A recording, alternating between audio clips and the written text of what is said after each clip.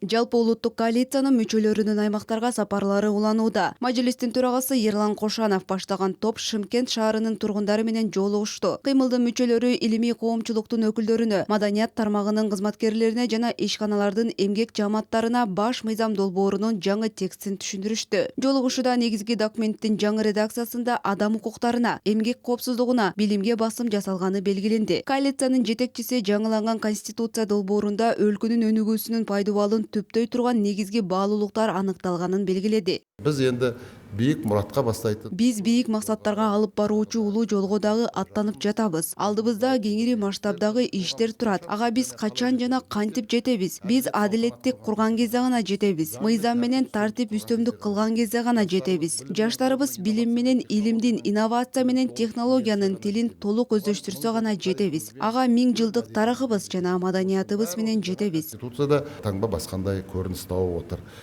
Дүйнөдөгү геосаясий кырдаалдардын туруксуз болуп, дүйнөдө ынтымак менен биримдиктин, коопсуздуктун деңгээли төмөндөдө. Ар бир мамлекет өзүнүн ички саясатын ушундай шартта чыңдап, институттарын бекем кармоого аргасыз. Ушул жагдайда биздин мамлекет башчыларыбыздын сунуштап жаткан конституциялык жаңылануусу тек гана убакыттын талабы эмес, ал стратегиялык зарылчылык.